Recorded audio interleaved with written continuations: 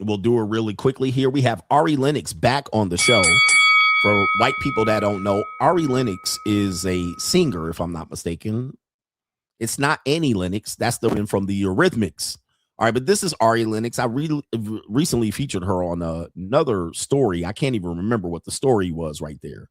All right, but I believe it was probably her wondering why she doesn't have a relationship. But this is Ari Lennox, as you can see here. She definitely has different looks. Okay, body is T, as they would say. Body is T. Okay, very strong built. People will say this is a masculine build and this and that. I see the, like if you're gonna date Asian and Latino women, they typically aren't gonna be this build. Black people have a superior genetics physically, so the women are gonna tend to have genetic ability to look like this, especially if they take care of their bodies. Broad shoulders, develop latissimus dorsi, nice trapezius areas right there. Could be nice abdominal areas. This could make them broad shoulders. This can make them look masculine. Then if they take on masculine characteristics like independence, strength, dominance, incorporation, and they're going to look like a man really fast. So that's the difficulty. And then if they start wearing makeup and shit like that, they're going to look like a transgender. All right. So, all right. So there you see it right there. But that's typically just genetics at play. Can't really defeat genetics. You can see here, she has strong shoulders here, strong neck. Look at his neck. All right, look at the neck area right here. She definitely looks like she could be a wrestler with this neck. But she does look good. She does look good. And that's definitely not a good picture of her. Not very flattering picture of her right there. And it's not going to be, not taking flattering pictures when you're taking pictures straight ahead. All right, you're never going to look flattering there. You want to definitely take pictures at angles to look a lot more realistic there. So her body is definitely great. She has a good body. Her face, not so much. All right, she's definitely not, I wouldn't consider her ugly. She just has strong features that don't lend to typical beauty standards of our European American areas. But she's okay. She's a good looking woman, all glammed up there. All right, but Ari Lennox had this to say related to why she has not had success in relationships in particularly. And this is a tough talking point that I've heard this a lot when it comes to dating and women. We don't have the video, so we're going to have to read this real quick. Arlenick says she thought that her accomplishments would attract successful men, aka Kevin Samuels' high value men, but it actually does the opposite. Quote, according to her, and I just realized, wow, I think it deters them. It intimidates them. Okay. Ari Lennox opens up about her dating experience as a successful music artist, but it was not at all what she expected. Lennox sat down with At Poor Minds and speaks of how surprised she was to find out that all other successful men may not be looking for successful women. And indeed, right here, instead of being interested in her accomplishments and investments, they seem to minimize them. And I misread that a lot, but this is definitely some mistakes in here. I misread some things here. You see at this At Poor Minds, you see there's some mistakes here. They left out a word here. So I made some mistakes, but they definitely made some mistakes here in this caption. And I actually responded to this right quick. Intimidation is a misused term. When women say that men are intimidated by women, I think this is a misrepresentation of what's going on. I don't agree that men are intimidated by women that are successful per se. Now, I can see why they would arrive at that, but using the word intimidation as a cope, it is actually a way to deflect away from what she should have learned. All right. You should have learned that opposites attract more than likely than they same qualities attract. So let's just take a man that is a titan, as Obsidian calls it. I believe Obsidian calls it a master of the universe.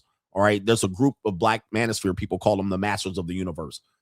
If you're a masters of the universe, you typically are not going to pair up with a high accomplished woman. Now, there are cases that's the case in upper crust society, blue blood society. All right. You will find that upper class elite will pair up with, a lawyer will date a lawyer, or they'll marry, but it'll be business. It won't be love or romantic. These people will send their kids off to fucking a school off in the middle of Massachusetts. What do they call it? A boarding school, military school. It's not love. It's a business arrangement. All right. This is definitely going to be more centered around a business arrangement. You're not going to have ecclesiastical love. You might have them have a wonderful love experiment, but they're going to have kids out of test tubes and IVF and surrogates. They might fuck here and there, but they're going to have their affairs. She's going to sleep with the fucking plumber and the electrician. He going to sleep with some fucking cheerleaders. Yeah, I mean, that's not going to be the romantic love that we're thinking about. So when people say, yeah, there are couples like that, you're going to find that they're highly oriented towards both of them completing their mission in life, which is their purpose. Okay. It's going to be a business marriage. It's not going to be a romantic marriage, or it's not going to be that man was attracted to those qualities romantically. They looked at it and said, this would be best for our family lineage to link up in this sort of arranged marriage. All right. But it'll be War of the Roses. It'll be, it won't be romantic as you think. There's going to be people, affairs, cucking going on, swinging.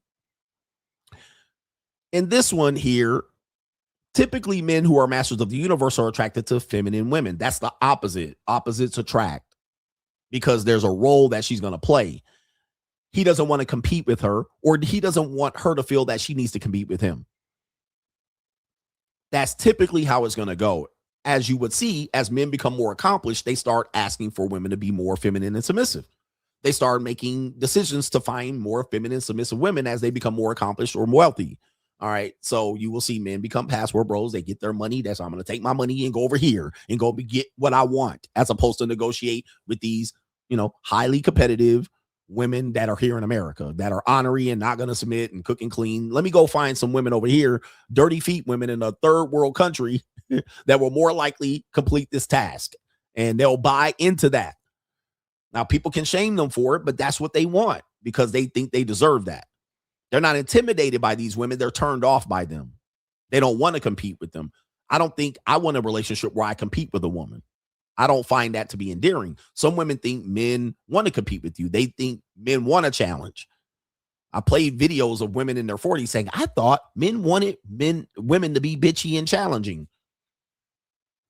What we want is, this is what men want. Ladies, if you really want to know, this is what men want women to do right quick. And here it is. Can you shut the fuck up? If we want to be real, this is what we want women to do. Can you shut the fuck up? Now, I know that's misogynist, but that's really about sums it up. We don't want to compete. We don't want to be challenged by you. We don't want, now there are some men that do. They want bitchy women. All right. That is true. But these are typically not accomplished men. Although accomplished men do typically want to be dominated by, bitchy women, but they'll pay for that service in the hotel room. They'll get the BDS woman with the whip, and she'll walk over his stomach and back with high heels, and she'll put nipple clamps on the nigga, and he'll be a CEO or a church pastor. All right. We know that happens because that's not going to be his wife, though. That's not going to be his wife. All right. That's going to be some shit that he wants, some fetish shit. But what men typically want is, can you shut the fuck up? That's about it. So when the opposite occurs, a woman is ambitious. She wants accomplishments. She wants to be titan of the industry. She wants to be mistress of the universe. What she typically is going to attract are weak, subservient, non-accomplished men. Now, she might want accomplished men. She might find accomplished men might consider her, but what she's going to attract are bum-ass niggas. Niggas that say they want to date women that got their own money. Niggas that say they want women to spend money on them. Men that say they want to live up under a woman. Men that move in women's residences. Bum ass niggas that try to run game on accomplished women and tell me that that's where it's at. These are dirty sock Nike slide ass niggas. Instead of dirty feet women in third world countries, you got dirty sock Nike slide his dick through the boxer hole ass nigga, and he's going to tell me how much he's winning. Now, what we know is these women might be attracted sexually to these men. they don't want to be with these men long term because they found that they don't want the pretty princess. They don't want this guy riding in the passenger seat. They don't want her jumping out, pumping gas while he's sitting in the passenger seat slumped. They don't want this man driving her car around while she's at work. So she'll date guys like this for a long time. She'll make use of the guy, but ultimately all women are oriented to high successful men. Who they end up with doesn't represent what they typically want. They think their accomplishments are going to put them in line for high tier men. We've seen Lizzo go through this. We've seen the white woman that's married to LeBron James's agent. She's a singer.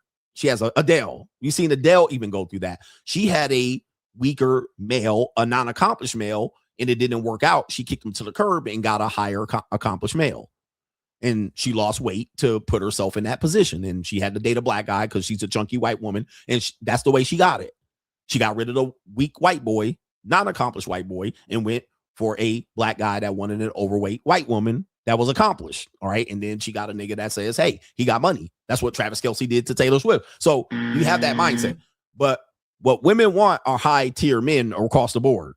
They're not satisfied with bum ass niggas, even when they're highly accomplished. So what she discovered is at her age, and let's look up her age, Ari Lennox age. She's 35 years old. All right, 35 years old. I'm going to go ahead and say in my Tommy Sotomayor voice, that's a hard 35. Okay.